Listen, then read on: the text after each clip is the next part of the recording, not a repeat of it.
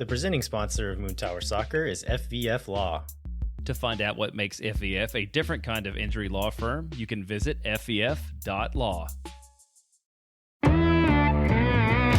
Hello, friends, and thanks for listening to Moon Tower Soccer. This week, we are going to review the FC Dallas loss with our friends over at the Dallas Soccer Show, who are also part of the Striker Texas. We'll also do a little preview of the upcoming Vancouver match, and then we're going to answer a few Twitter questions that came in today. My name's Landon Cottam, and I'm joined, as always, by Mr. Jeremiah Bentley.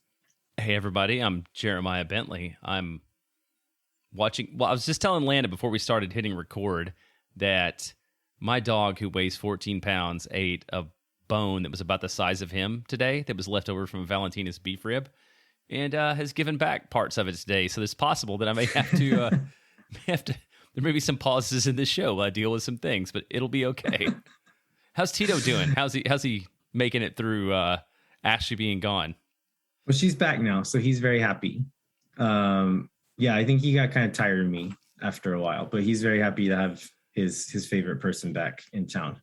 All right, we have a lot to fit into this show, so I think maybe we should cut straight to the segment with the Dallas Soccer Show guys. Dallas Soccer Show is essentially the Dallas podcast for the Striker, kind of our counterparts in Dallas for what we do for the Striker. And so we kind of thought it'd be fun to do the game recap with them. We planned this a few weeks ago and decided to do it after the game. And we were kind of hoping that maybe we would win it and would have a bit more fun on it, but it ended up being a great conversation and kind of fun to see the game from the opposition's eyes a little bit. And I think it gives some insight into what went wrong for Austin and what went right for Dallas. And so we'll cut to that and then be back with some more stuff right after the break.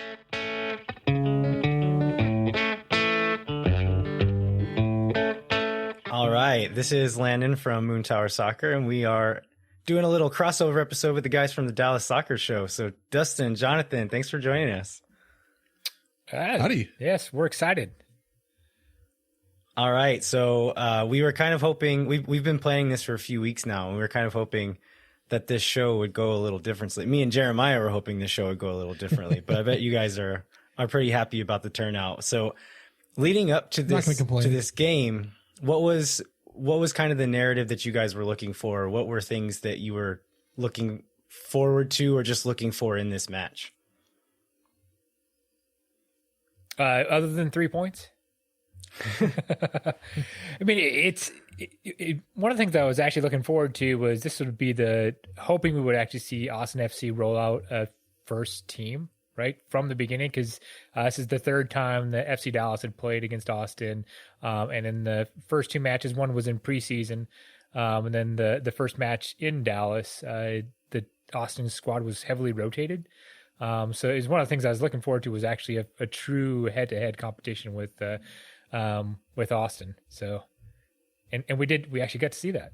So. Yeah, I'd say the same thing we were looking forward to as well, because against that first game in Dallas, we'll all remember that Austin did not roll out a first team due to squad rotation, and a lot of fans were upset about that.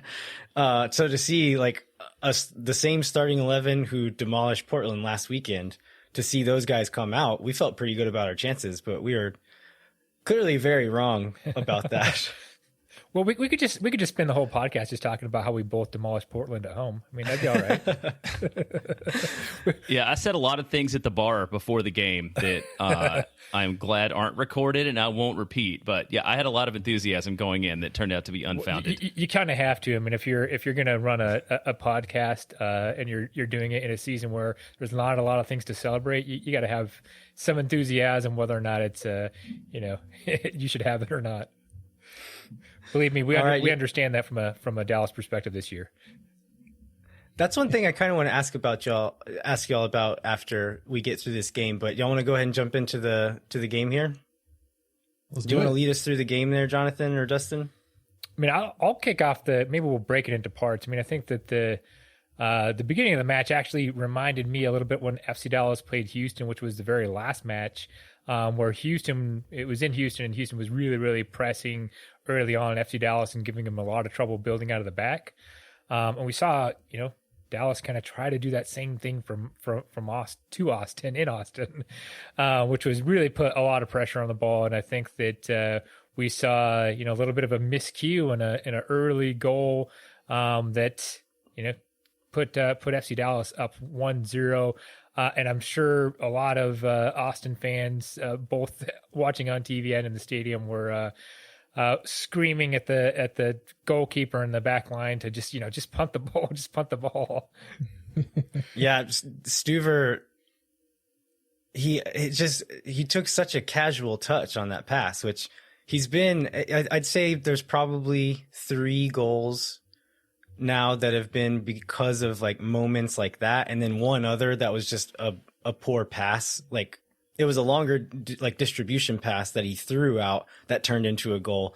So probably 4 goals on Stuver's distribution, but he's been so good in so many other moments that it's extremely frustrating to see it happen like that. But yeah, it's Pepe was putting a lot of pressure on him, and Pepe pressed really well the whole game and was really being a pest up there. And so Cascante played that ball over to him. It was a pretty slow ball, and Stuver just took a super casual touch. It's like, I'm just going to take my time and play this ball. And Ricardo Pepi said, I don't think so. And got a touch on it, falls to Ferreira, and he 5-holes Stuver and just finishes really well.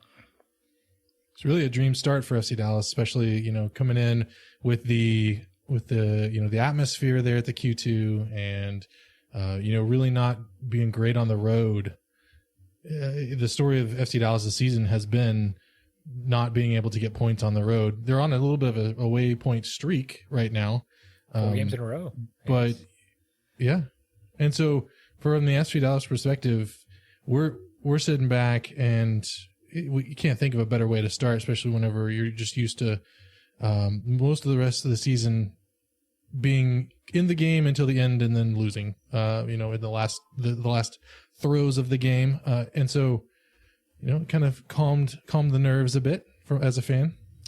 Yeah. And I don't think our nerves were calmed until the 13th minute, whenever Austin equalized there. And so Julio Cascante, center back, scores off of a header. And for some people might be confused of why he was even there, but I think it was off of a corner kick that got deflected and kind of recycled. And I was watching the center backs, like seeing if they were going to drop back, and Beasler starts jogging back, and I look back up, and Cascante is like looking to stretch the line like he's a striker. I was like, oh, he's just going to stay up there, isn't he? And then Kolmanic puts in a beauty of a cross and notices that Cascante is not being marked very tightly and puts in a beauty. And there's a really nice header there for the equalizer. And that maybe made us feel a little better, but I don't know that it lasted very long. The 2 guys who were involved in that goal, Jean Kolmanic and Julio Cascante, ended up being taken off at the half because of kind of the next phase of the game that led to Dallas going ahead 4-1. Is that what it was at halftime? Yeah. It was very messy. 10 minutes too, man. It just came fast and furious. So I feel like I would like y'all to talk us through that part of the game, because I watched it again this morning and it was just every bit as painful on TV as it was in the stands. Yeah, I have to admit, I didn't see it live. I miscalculated some timing with putting kids to bed and getting some yard work done. And by the time I sat down, it was 4-1. And I was like, what did I miss? Man, it was a very chaotic 6 minutes, right? Where it seemed like it started when Shabbat Shun, who I think was getting tested or was trying to do a lot on the left-hand side, he flipped over to the right-hand side, and it felt like that's when FC Dallas had, the 3 different goals between the 36th and the 40th minute.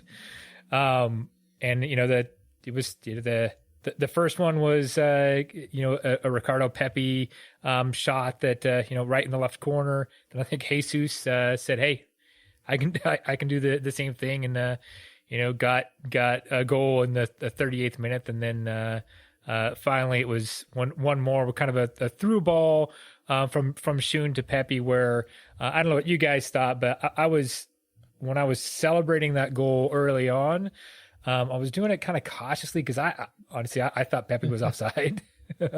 Looking at the I think he might have been, looking honestly, at the camera been. angle. Now I think that it all kind of got evened up in the end, because I think that one of the Austin goals might have been just as offside. Yep. Alex Ring's goal was definitely offside. So I guess the ref was consistent, but yeah, there was that very very short amount of time where it felt like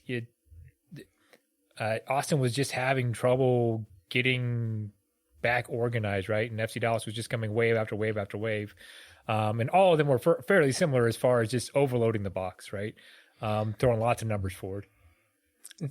Yeah, the announcer kind of hit it right on the head on the Fox Sports broadcast, where he talked about how it just looked like the Austin defense was running with like wet boots on, and like sand in their boots, and FC Dallas was just like they'd get the ball and then just be down their throats right away, and it really seemed to cause a lot of confusion and like chaos in the back for y'all. I mean, is that what you guys kind of saw from your side? Yeah, it's like, I think the really frustrating thing about that game is that Austin has been bad at some things over the course of the year, but defending has not really been one of them. We haven't given up that many goals. I think after last night, we're about middle of the league in goals conceded.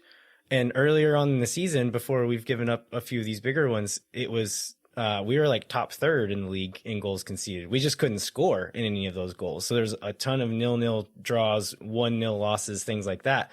But in those two goals, the first one by Pepe, Jean Kolmanic, who's been a pretty good left back all season, he just kind of escorts Schoen into the box and doesn't really step to him. And okay, if you're going to keep backing up, I'm just going to keep dribbling. And Schoen is an excellent player. He's one of those guys that you hate to play against but love to have on your team. I would really love to have a guy like him on Austin's team, but he just kept driving at Kolmanic, and Kolmanic didn't really ever step to him. And then Pepe is running right up the middle, and Cascante is tracking with him. Cascante looks over his shoulder, sees him there, and then looks back. Pepe just stops at the top of the box, and Cascante just keeps going. And Schoen sees it and is like, oh, one of the best finishers in the league is just standing at the top of the box. I think I'll give him the ball. And he gives it to him, and he scores, because of course he did. Yep. Like, if you give a guy that good, that much space, he's going to bury you. And that's what happened. I think people might actually start figuring that out with Schoen, because he's now developed a little bit of a habit. It's a positive habit where he'll make those runs and he'll wait for not always the first runner, but the second runner kind of to make it into the box and catch him right kind of at the top. I think that's paid off for FC Dallas in this match, and then also in a couple other ones recently. So it's maybe something that other teams will have to start keeping a little bit of an eye on. Against Julio Cascante last night, you only need one runner, apparently. Yeah, exactly. Yeah, I feel like that was just really like the physical matchup there was Austin's got kind of some old kind of slow center backs who can't afford to be out of position, and Ferreira and Pepe took such advantage of that. I mean, these guys are dynamic attacking talents. I wish we had a little bit more of that down in this part of the state. Yeah, it's interesting because, it took a little while for FC Dallas we had the same, you said the kind of the MO of Austin has been good in defense and then hard to get goals. And, FC Dallas is kind of in the same boat up until kind of recently where Pepe and Ferreira have really started to get their swagger.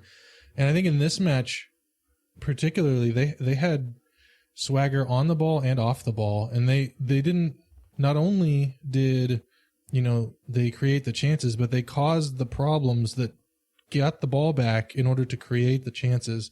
And they were just making their presence felt as a duo across the pitch, and then add Schoen to the mix, and it's just an overload. Yeah, Ferreira was in the buildup was kind of man marking Danny Pereira who's playing at the 6 for us, and Pereira didn't get on. The only way Pereira ever got on the ball is if we broke that first line, and then it kind of swung back around. But as playing through that press, he almost never got on the ball because Dallas was pressing so well, and he wasn't moving well enough to do anything about it. But yeah, a lot of credit to Ferreira and Pepe on that press.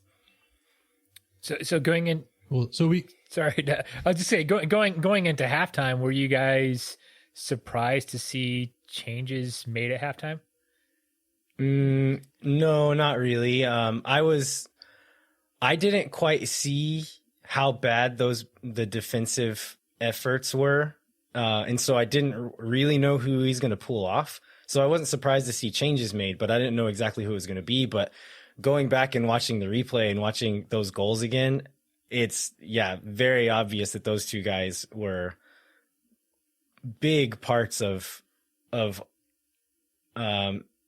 the second two goals for sure. So the one that we just mentioned, and then the one that which one was it? Ferreira's first goal, the one where Ferreira kind of chips it over to Obrian, and there's kind of a scuffle, and Obrian backheels it to Schoen. Yep. Kolmanic looked like he was like jogging in place in the box. No urgency whatsoever to close down Schoen. If he'd have closed down Schoen, Beasler then doesn't have to block the shot.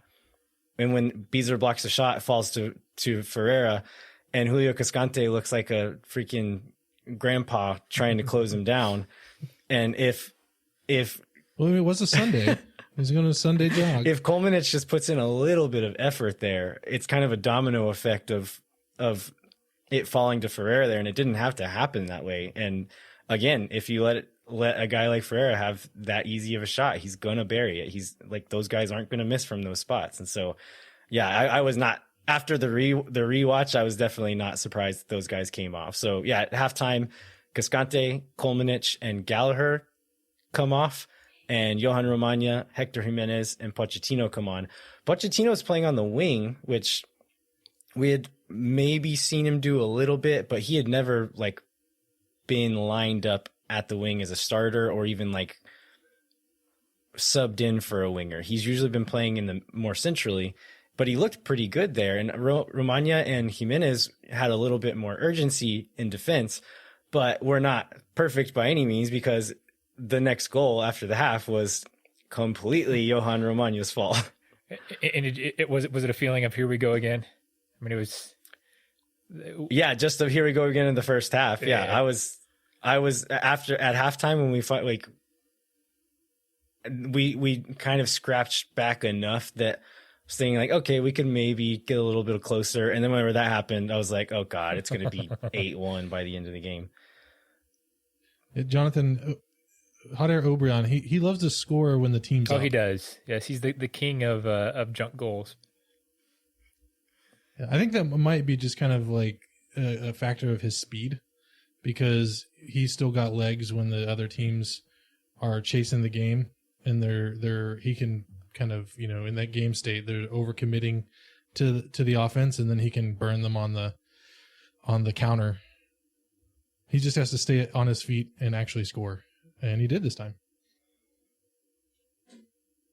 And that I was gonna say that goal for me was the one where like Landon said, I was worried. I was like, how bad has an expansion team ever gotten beaten? Like 7, 8? What are we looking at here? Because that's 20 minutes of game time where Dallas is just running up and down unchallenged, and scoring at will. So it looked pretty dire at that point in time. And I think there was even a time when they were up 4-1 when Dallas was, where I think both Pepe and Jesus were being a little stingy trying to get that hat trick, where I think that if they'd actually laid it off to the other one, they could have gotten even another goal. I think there was some missed opportunities in that first half even.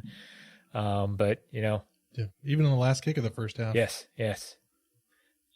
Yeah, I was praying for some CONCACAF style time wasting. I was like, guys, you're up by 4. Just lay on the field, have some cramps, just like take it easy. I've got a fragile ego and you're kind of killing me here. Well, we wanted that until we scored the next goal, and then we were mad at them for doing it, because they did do a little bit of that later in the game. What are you talking about? FC Dallas never does time wasting. Come on. Never ever. So you're moving 6 minutes ahead. Sorry, Dustin. So you're moving 6 minutes ahead, and now Fagundo gets on the board. So what do you I guess, do you want to walk us through a little bit how Austin started crawling back into the match? Yeah, I mean, I think it really did. Like Austin supporter section is like, we're used to not being in games, and so they go just nonstop no matter what. But that felt like kind of a mood shift in the stadium, and then also just the way the team was playing. And so, Driussi finds Fagundes making a run kind of against the grain into the box. He puts a through ball in, and Fagundes does this really nice little dink finish over Felipe, the keeper. And the stadium went crazy, and then it seemed like there was some urgency in the team at that point. They're like, okay, I don't know if we can actually win this game, but we might be able to get a point out of it. Like, maybe it could happen. And it seemed like the fans believed that, and that the team believed that. And then the second goal, the third goal comes in the 68th minute with cross in from Jimenez to Ring in the box, who finishes a pretty nice header. That's the one that we were saying was probably offside. Not Ring, but Jimenez, whenever Driussi plays the ball to him. I think he was a half step offside there, but didn't get looked at even. So that one ended up standing. But after that happened, it kind of felt like maybe like the miracle still felt like a draw. Like a draw still felt like the best we could absolutely hope for. And I think after that, Austin kind of dipped off again. And our friend Kevin Morris, who's we end up walking back to our cars after games every time, and he was fuming that Wolf did not put on Moussa Djitte around the 70th minute. I don't remember. Jeremiah, do you remember when he actually ended up coming on? It was like 82. It was really late. Yeah. So he was fuming that he didn't bring him on like around the 70th minute, because they were looking good, but then they started to kind of like level back out. And if you bring off an exhausted Cecilio at that point and put on a real striker, which Austin has not had the entire season, that maybe it gives you that shot in the arm to kind of to fight back and maybe get another goal. But they just kind of like leveled off again. And then after a certain point, after Djitte came on, it was good to see him on the field. I don't think he was on long enough to really find the game, but it was really cool just to see a striker on the field and watch a guy move like a striker, because I kind of forgot what it looked like, because we've not seen, even when we had a striker in Danny Houston on the field, he did not move like a striker. And so to see a guy like that, you really do wonder like what could have happened if they'd have brought him in a little earlier and given him time to find the game and then actually push that back line a little bit more. It definitely would have been interesting, because like right after Ring scored, Luchi Gonzalez brought on a fifth defender, and I think there was a little bit of a tactical shift to actually play more defensive on FC Dallas's part. Correct me if I'm wrong, but I think they went to a 5 at the back there for a while to close the game out. It was right after that the Ring goal that they brought Che in for Obrion, so they put in a center back back for a winger. Yeah, so FC Dallas really tried to put the clamp on it and really slow the game down after that, and it's pretty effective, I thought. Yeah, definitely effective. I mean, did y'all? I was gonna say, so like I was in the supporter section for this one, and I felt like a glimmer of hope. Did y'all feel a threat at that point, or do y'all just like, on the Dallas side, are you just like, okay, we've still got this? It's gotten a little bit messy. We're gonna see this out. Like, did you ever feel like there was any potential that there was gonna be a draw there, or not at all? I mean, yeah, when the third goal goes in, you're thinking, oh crap. FC Dallas is this season, when they've had the lead, there's been mistakes in them, and there's been some nervy moments. And it's, this season has taught us to never feel comfortable. And so, yeah, no, I mean, you definitely want something to change, because the way it was going, you never know with the momentum and with that stadium and the atmosphere there, what the momentum is going to do to the teams. And frankly, at that point, you're 70 minutes in, and you've been pressing for 70 minutes, and you've been running and running and running and running. Like, what is your fitness level like at that point too? And so, okay. No, I was just saying that, yeah, you can start to see some of the fatigue from FC Dallas. I agree, Dustin, as they were, not only were you seeing the momentum pick up on the Austin side, right, and you saw those 2 goals in less than 10 minutes. To answer Landon's question too, right, it did get a little bit scary, especially after that quick turnaround and get to 5-3 that quickly, right? You could start to see the momentum shift. But man, that's 4 goals is Austin had kind of dug themselves a pretty deep hole at that point. So the other thing that was kind of made it where you're, as an FC Dallas fan, you're kind of questioning things is that back line where there's injuries, and it's like Tafari hadn't played with Hedges very much. And then they bring on Martinez, who also hadn't played with Tafari very much. And so you never know. You saw it in a couple of those goals where they're just, the back line for FC Dallas didn't mark a guy who was on the end of a cross. And so like that kind of communication and familiarity was a big question throughout the game for FC Dallas. So Austin and Dallas will play one more time. I believe it's October 30th. And it's in Dallas again. So if Austin has any chance of getting points against Dallas, it's going to have to be then. One thing I wanted to ask, you guys have been fans of FC Dallas for a long time. FC Dallas has been in the league for a long time. So you've seen lots of ups and downs. Do you guys have any advice for fans of a team who's playing at the bottom of the table? So I haven't been a fan long enough for FC Dallas to have been at the bottom. The beginning of this season was the worst for me. And I know that there was a fan account that was doing a worst season of the league tracker. So he was comparing this season's start to the start of the season where FC Dallas ended with only 23 points in the entire season. And you just kind of have to have fun with it. You got to remember why you're there, why you show up, and have patience. And it's hard because you have invested so much of yourself in it. Like we sit here and we do this podcast, and we every week. And we're doing this for a couple hours a week, plus the games. And so we've got a lot invested just doing the podcast in addition to being fans, right? And so it's really hard to kind of sit and watch it not work out, but you got to find the fun, and you remember why you're standing next to the person next to you, and celebrate the Jonathan, I think, said it earlier in the segment. You got to celebrate the wins as they come, and celebrate the small wins too. Anything to add to that, Jonathan? Oh, very eloquent, Dustin. I mean, I just almost brought tears to my eyes, Well, I guess one other good thing is that, man, it feels like a good portion of the West this year is, I think in our podcast last week, I called it, there's 4 good teams and a whole bunch of mediocrity. And so the good thing is, even as bad as things are, you still have that glimmer of hope. That you put 3 or 4 good games together and you could be sniffing playoffs. So, Austin obviously first year, right? There's a lot of work to do. Very few teams come into the league first year and really make a huge mark. So, yeah, as a fan, you just gotta hope that there's better days, right? And that you've got an owner who's going to invest in the club, and that you've got a fan base that will stick around and have some fun with it. Now, it is MLS, and so anything could happen. You never know. Yeah, we are running out of games for this season, but but yeah, there's still lots of reasons to keep showing up to games with the other folks out there.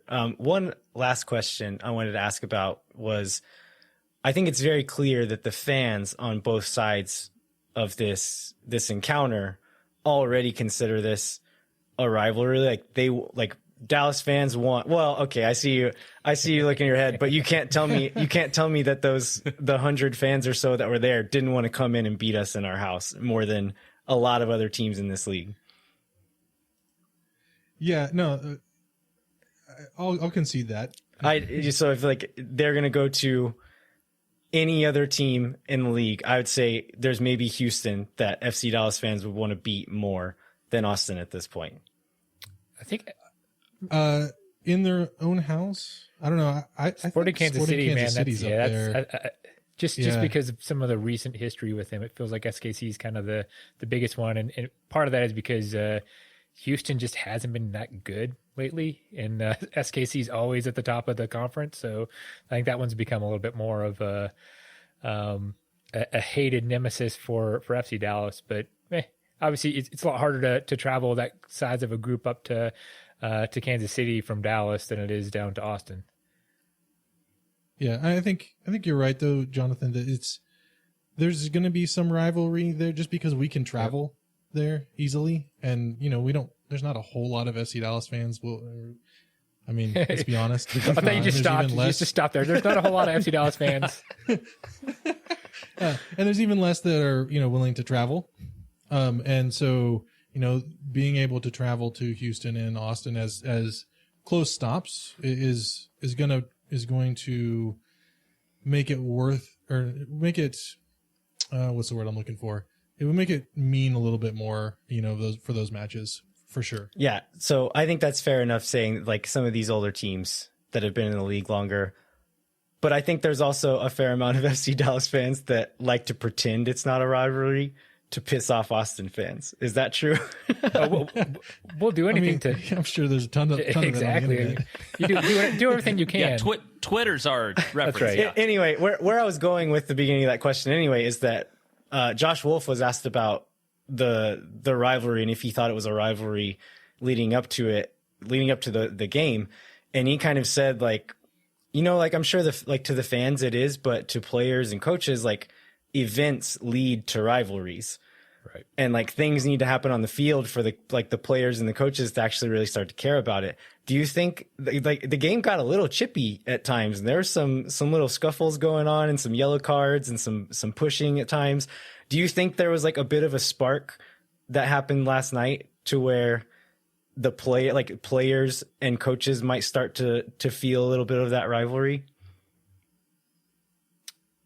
I don't know if I'd go that far, but I mean, it was definitely a fun match to watch, and yeah, it did seem like the players were playing hard. There was a little bit of trash talking going on the field, so maybe this is the start of something good and something fun that'll grow over the next few years.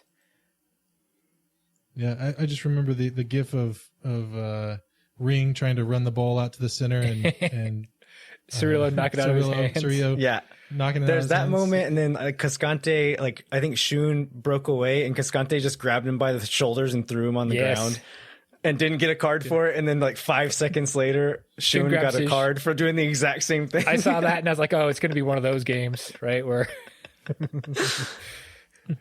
well, Shun brought his swim move game. He got that swim move down where he was pestering Cascante. Kolmanic was the one on his side. Cascante. No. Cascante is the big center back, but then Kolmanic was the left back that he was up against a lot.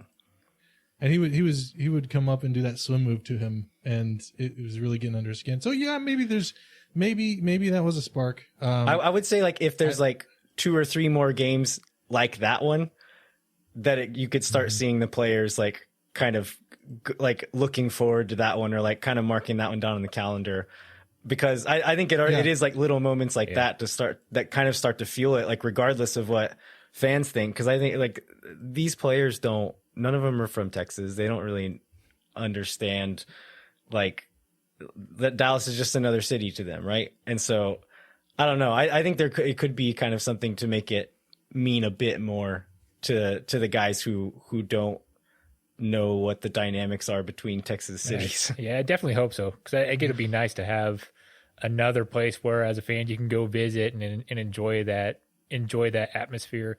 I was kind of disappointed when the schedule came out and it was a Sunday night game. Yeah, and I was like, man, if it was Saturday, I would have been there for sure. Yeah. Hey, Houston brought 200 on a Wednesday, so no excuses, Dallas. I'm pretty sure they only brought 200 to their home game once. Yeah, I saw that too on a Saturday, right? Yep. All right. Well, I think that's a good spot to wrap it up. This was a lot of fun. Mutual exactly. Yeah. Absolutely. It's perfect. All right. Well, Jonathan, Dustin, Dallas Soccer Show. It was so nice chatting with you. And we'll have to do it again sometime in the future. Landon, Jeremiah, Moon Tower Soccer. Thanks for having us and welcome to the league. Thanks, y'all. Thanks, guys.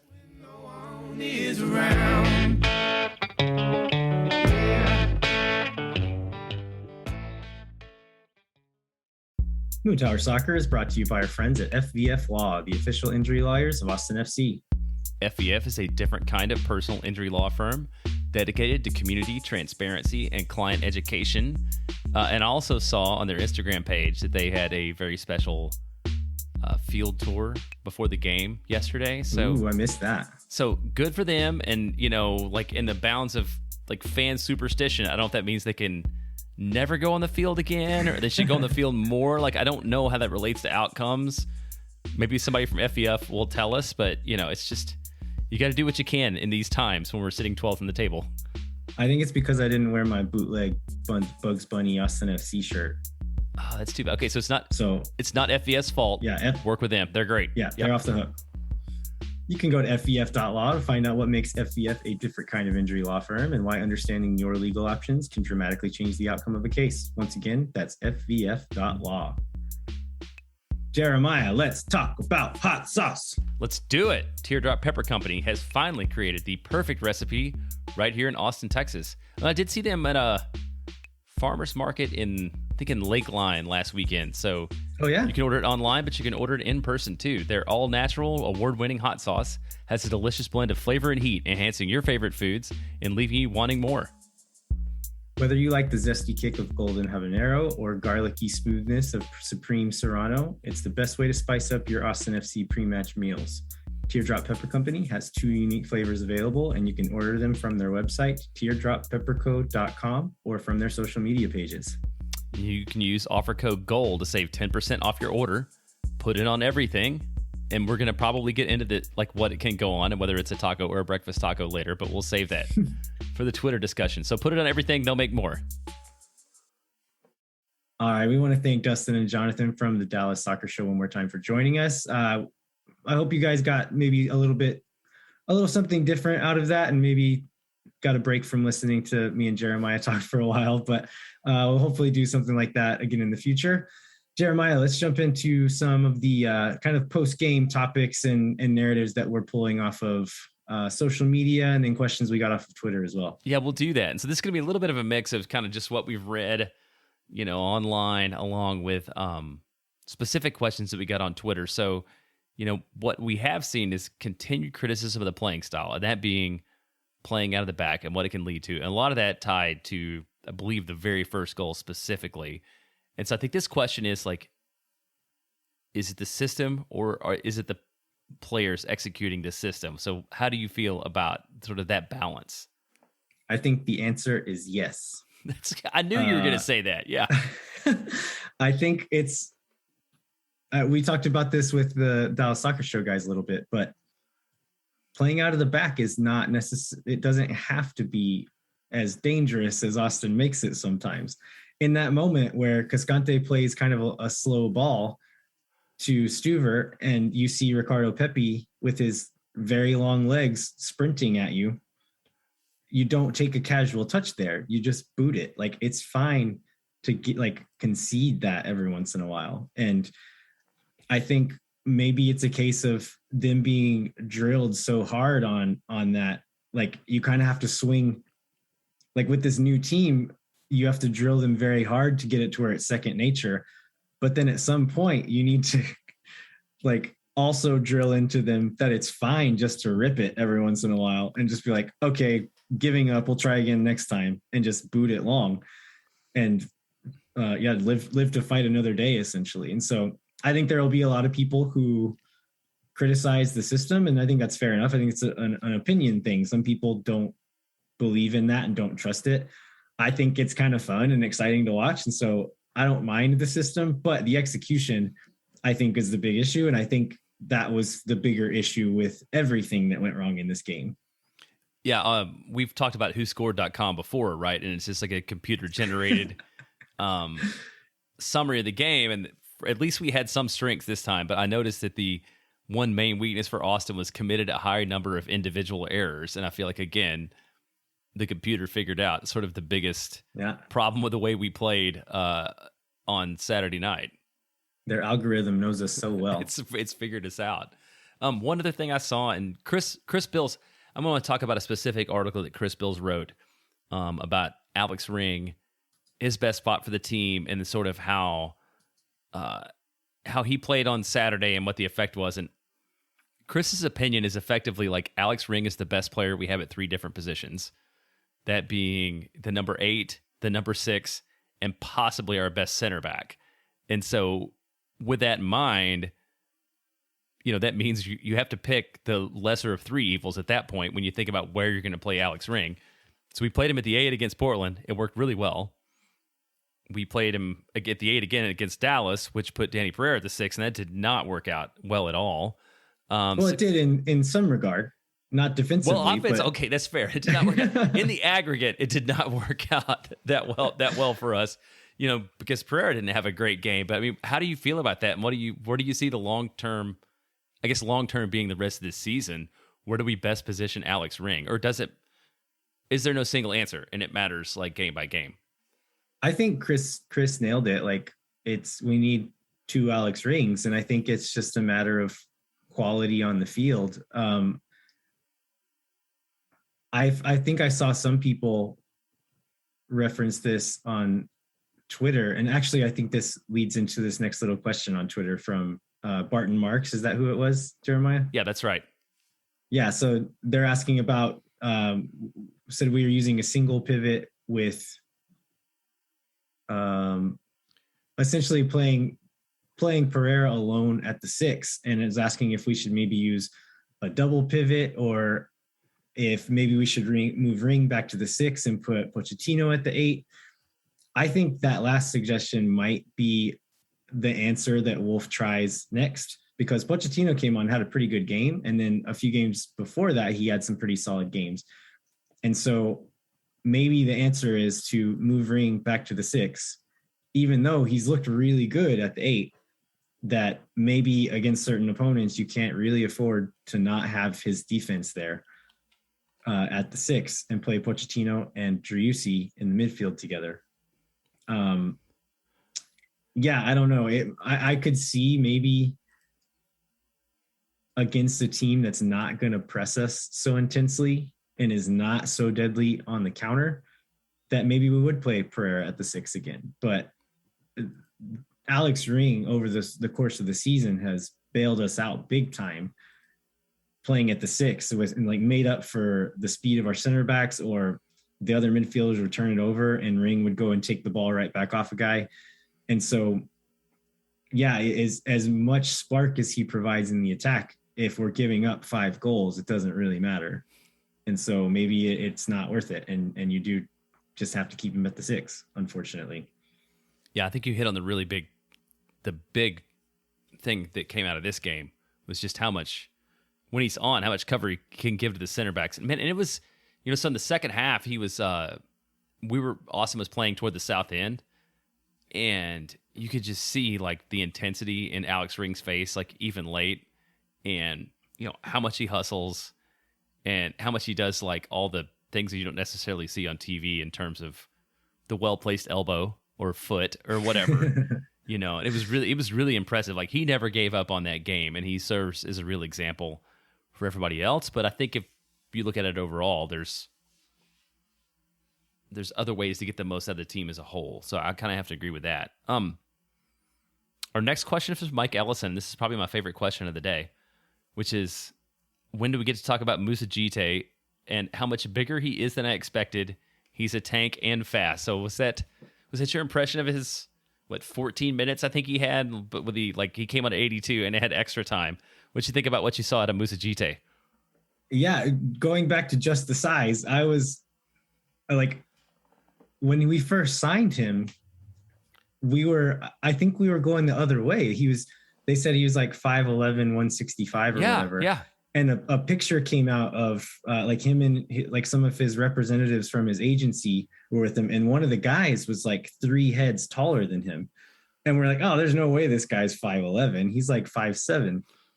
But apparently that guy standing next to him is just a giant, because I'm thinking like 5'11" is too short. He looks much taller than that on the field. But I think a lot of it is just like how like barrel chested he is.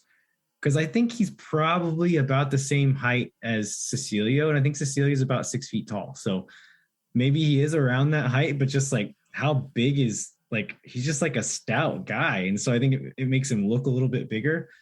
But yeah, we talked about this with the Dallas Soccer Show guys, but I'll say it again, just the way a striker, like an out and out striker, positions himself on that back line and like gets in a stance to make a run behind, or it was just really bizarre to watch, because watching Danny Houston, whenever we did have a real 9, Danny Houston would just kind of like jog around along that back line. And to see a guy just like with that kind of intensity, it made me pretty excited. And he had a few bright little moments on the ball as well, kind of running out, was able to combine with Driussi and whoever else was out there. So it wasn't much, and I don't think he had time to really get into the game and get a feel for it. But what little we saw, I think it was encouraging. That's the same impression I had. Like, it's hard to tell what kind of like overall sort of soccer intelligence he has or whatever. But as far as like the physical tools and the movement to like do the thing he needs to do as a striker, I think even in that little bit of time, we saw everything that we would need to see out of him. And that leads into Chris Haig's next question, which touches a little bit on something we discussed in the game. Like, do you think we should have had him in earlier? Like when we got to 5-3 or shortly after that, was that time to see Moussa Djitte, or are you okay with how long Josh waited to put him in the match? No, yeah, I think he should have come on earlier. We started to look a little bit flat at one point, and then the Dallas Soccer Show guys pointed out that they did go to 5 at the back at one point. And I think you have to counter that in some way, and a super tired Cecilio wasn't cutting it at that point. And so I think he could have added a little bit of a spark earlier than what he did. The next one is from Rod Mercado. It's a tough one. What was up with the defensive implosion last night? Seems like a lack of discipline we haven't seen all season. I mean, I can't do anything but agree with that. Do you have an explanation for what led to that? Other than, man, Dallas was. I have not seen anybody press that high and that intensely that seemed to have us figured out that early on in a match before, or at least not in person. I mean, it just seemed like they were all over the back line from the opening whistle. Yeah, I think that's part of it. They were really effective in their press, but the defensive mistakes were just, it was a lack of effort, a lack of focus from guys who we usually don't see that from, right? Like Julio has not really, he's made a few mistakes, but I wouldn't say he's had any just out and out bad games overall. And same from Jean. Like he's a young guy. He makes mistakes every once in a while, but just a few moments that were just very, very bad. And so I'm hoping that getting pulled at halftime lights a fire under them, because they're both good players that we need if we're going to do anything coming close to good this season.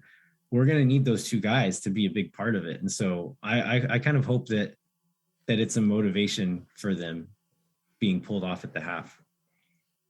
Yeah, hopefully. And, Josh has been criticized for making subs too late before a lot, right? And I feel like he did definitely respond to that by pulling those guys off at halftime and not, trying to, well, I mean, the scoreline sort of forced him into that, but, not trying to go as long as he could to stick to what he originally did. But we're also still criticizing him for making a sub too late. I know. I was like, oh yeah, wait, we just talked about the Djitte thing, so it's fine. If I think both things can be true. they can be. That's right. So Brian Parker, who sort of started the round of questions here, asked about the speed of our. He said it's overall, but we followed up a little bit and took that generally to mean, I believe, to be like the back line, and whether it's like legitimately a problem or not. Like, how do you feel about that? Yeah, there's quite a few people kind of chiming in and answering different parts of it. And like speed in general, especially the way that we play, is not necessarily a problem, because if you're maintaining the ball and like playing that possession game and then counter pressing effectively when you do turn it over, then you don't necessarily have to be super fast. And I think it's a combination of mistakes and speed. So like speed can make up for mistakes, right? And an example I gave on Twitter in response to this question is DeAndre Yedlin. DeAndre Yedlin is pretty mediocre at a lot of things he does on a soccer pitch, but because he's so freaking fast, that he makes up for a lot of that. And especially defensive mistakes early on in his career, he was very rarely in the right position. He's gotten a lot better at that, but early on it was very much this way. Often not in the right position, would get caught out, would get beat, but he's so fast he could just sprint back and catch a guy. And we don't have that. And so the combination of us making those mistakes and being slow, like it's a very terrible combination, especially when we're pushing up so high. If we're going to play this possession style and push up super high, we have to keep the ball. If we're turning over the ball and not effectively pressing, then the speed is an issue. But then I think the pressing is another big part of it, that some teams in some games, our presses looked really effective. Last night it did it in stretches, but after a while they had us figured out and they were just passing right through our press. And that's kind of an organization thing. It's kind of like a soccer intelligence thing. And I'm not going to pretend to know enough about pressing to have seen this myself, but I've seen several people whose soccer IQ I really respect say that they don't think Cecilio is a very good presser.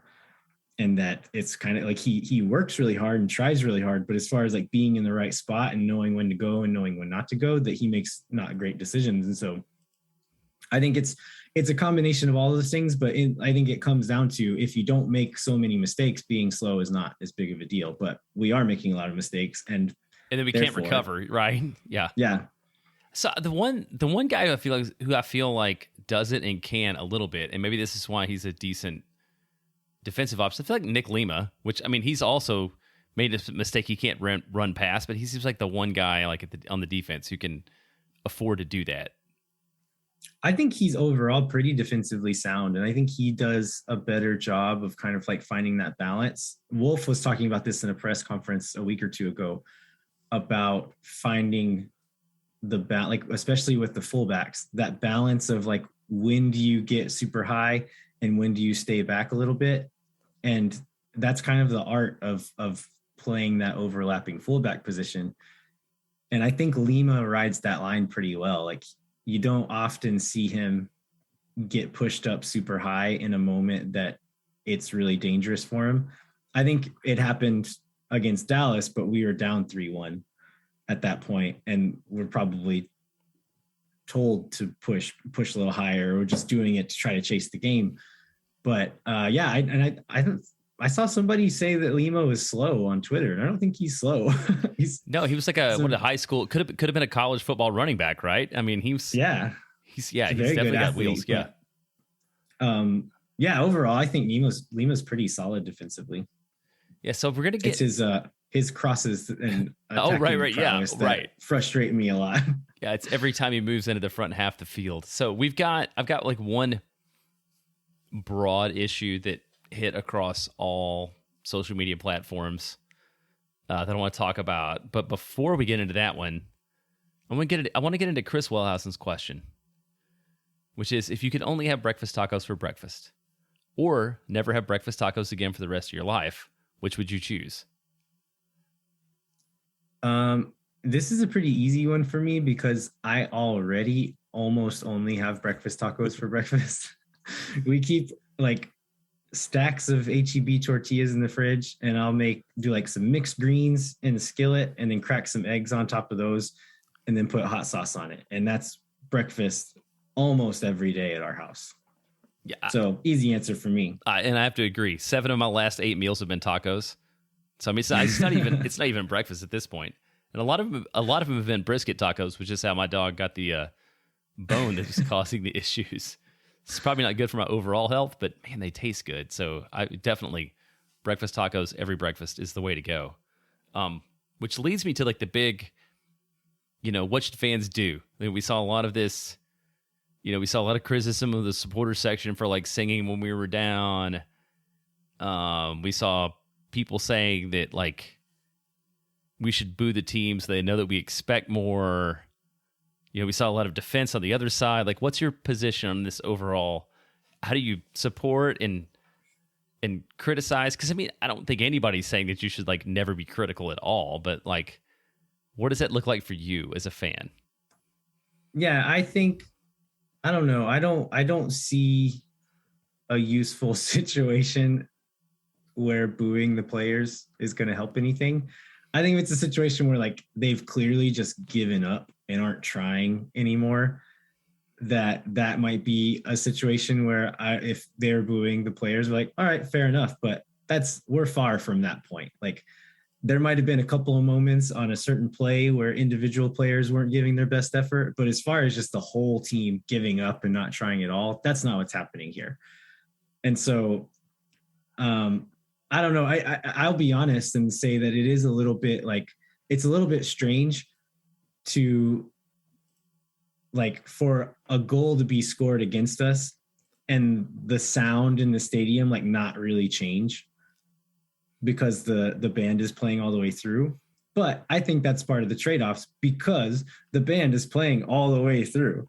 And so like, I'm not going to complain about that because it creates such an amazing atmosphere during the rest of the game that I think it's a trade-off. And like logistically, I played with the Morga in like the early days and like, I don't know, it would be difficult to like stop and start and all that. And so I don't know. I think it is a little bit strange if like we just get scored on and like, I kind of feel like pouting a little bit and the sound didn't change at all.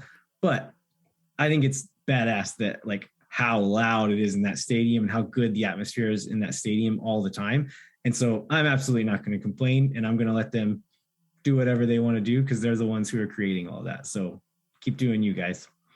Yeah. And I think it's brief and I don't know that everybody gets it, but I mean, the band never stops playing, but I can say like when those goals happened as somebody in the supporter section, like we all stopped and we all reacted in whatever way, and the drums never stop. But the Capos are pretty good at like giving people sort of some space to have just like a little bit of time to kind of let that sink in and then get like right back into whatever the next thing is. I just think if you're somewhere else in the stadium, maybe you don't like see that or appreciate that. But, it's not like the whole stadium is just like not reacting to the game or not, which seems to be some of the impression I get when I read these comments on social media. Yeah, I think a lot of the folks, capos and people in the Morga, rightly so, get kind of annoyed at people throwing in opinions without wanting to come and do any of the work. And so I don't go to those practices. I don't put in all the work to make the rest of that beautiful game day experience happen. And so I don't get to make those decisions. And so if you do have an opinion and want to make those decisions, show up, be a part of it. It's democracy. All right. You want to talk a little bit about Vancouver now? Let's do it. Well, I feel like maybe we jinxed ourselves last time when we talked about I know. We said, this is a team we should definitely beat.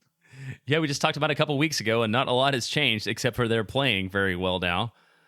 So we're on the road. I believe we'll have a small traveling crew of Austin FC fans who have to they have to fly to Seattle and then drive up to really? to avoid not having. I didn't realize that. Yeah, because I guess that keeps you from having to quarantine from flying into the airport or whatever. But since we've last played, I think when we last played, they were in 12th. They are all the way up to 8th in competition for playoff spot. On Saturday, they beat RSL, who had been on a hot streak, 4-1. So they are, pretty hot. And then we talked a lot about Ryan. Was it Ryan Gauld, the Scottish Messi? The Scottish Messi. So he ate us up, and he continues to be hot. I think he scored and got an assist versus RSL. So I guess my question is like, do we expect something different?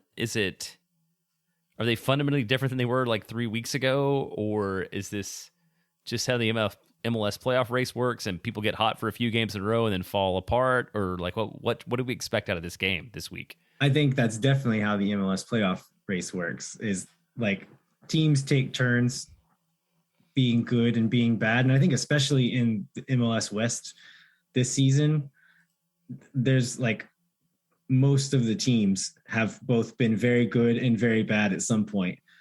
And so, yeah, I don't know. Like I'm going to stop expecting anything just because who knows, we're going to smash Portland one week and then lose to Vancouver the next week. So yeah, honestly, as far as what to expect, I don't know, but I'm hoping what happened last time will at least be some motivation for Austin to be a bit more focused and a bit more intentional with the way that they're playing this Vancouver team, because they weren't doing great before we played them, but they damn sure have since then. And so we need to take this team seriously, or they'll beat us bad like they did RSL the other night. Yeah. So do you think there's anything we can learn out of the way that we played in the last match? Man, the last one was one where, I mean, we took that early lead and then when we fell behind, like, you know, it just seemed like there was no chance of us picking up that second goal to make a draw out of it. I think focus is kind of the key for Austin FC right now. Like, especially on the defensive half, it's effort and focus, which is things that have not always come together at the same time over the last several games for Austin. And so I think if they can come out and play a focused game, that they can hang in this game. And if Djitte keeps kind of working his magic like he has done in the attacking half, we'll score some goals, because that's not been a problem over the last few games. It's being able to stop the goals from being scored. So I think that's really going to be the key, is if the kind of the defend, I don't want to say the back line because it's not all on them, it's midfielders as well, but if we can put together a cohesive defensive effort as a team, that we can stop a team like Vancouver. And you think we'll see more of Pochettino? Because we Pochettino like up front more in this one. I mean, to borrow from Chris Bills thinks we'll see Pochettino back at the 8. I think we'll see him, but he looked good on the wing. So I don't know. Yeah, I think I agree with Chris in that we'll probably see Ring back at the 6 and Pochettino at the 8. But I also would not be surprised if we saw Danny at the 6, Ring at the 8, and Pochettino on the wing, because he looked pretty good. And if and I think another question is, when does Djitte start? How long do we think it's going to take him to get match fit?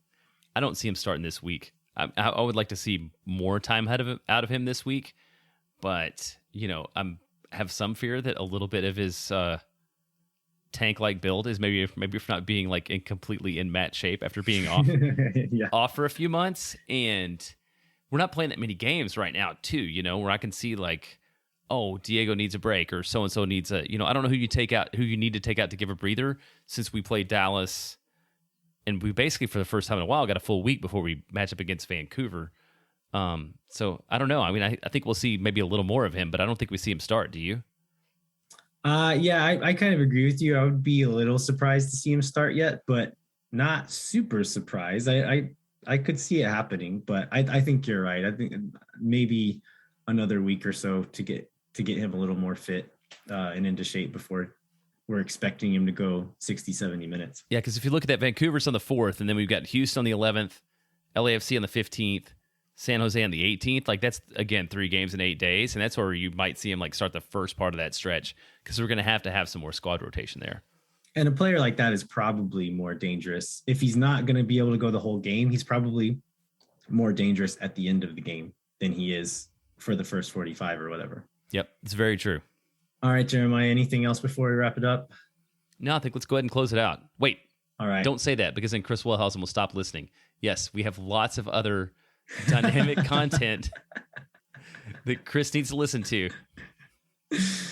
All right. We would like to remind you to rate, review, and subscribe wherever you get your podcasts. And then if you want to continue the conversation, send us questions, Tell us that you hate us, whatever it is. Come find us on Twitter. I'm at LVHero87. Jeremiah's at JBentley_ATX. And then we're on Twitter and Instagram at Moon Tower Soccer. And yeah, always love hearing from listeners, talking to folks about Austin FC and whatever other random stuff like breakfast tacos you want to talk to us about. As always, visit the Striker Texas website. We've already mentioned a few other articles. Is there any others that you wanted to pitch, Jeremiah? Yeah, I just want to remind everybody that article from Chris Bills about the 3 takeaways from the night Austin FC lost to Ricardo Pepi, which I think was a great headline and great content too. It's a really good piece. And then I will tease something. Phil West has got an upcoming piece about the Fighting Leslies and sort of the story behind them and the launch of their website and stuff there, which is not quite ready. So maybe I'm stepping on somebody's toes to say that, but it'll be a good article. It's like the Philist of Phil content, right? Like it's, if there was ever article that Phil was meant to write, it was that. And then beyond that, I also want to put out a promo for, we mentioned the Houston Dynamo on September 11th. So there are tickets available. I think there's about 200 Austin fans going now. It's a Saturday. Be a great time to go down, observe the city, buy your tickets, check out the game. Austin FC's chartering buses if you want to do there and back. You can stay overnight, and we will put a link to buy tickets in the show notes for that. All right. Well, thanks so much for listening. We'll be back in 1 week with a new episode of Moon Tower Soccer, where we're going to review that match against Vancouver Whitecaps, and then we'll preview both the Houston matches, both Houston and LAFC matches, and then any other news that comes up between now and then. Until then, I'm Landon Cottam. I'm Jeremiah Bentley. We'll catch you next time. When no one is around.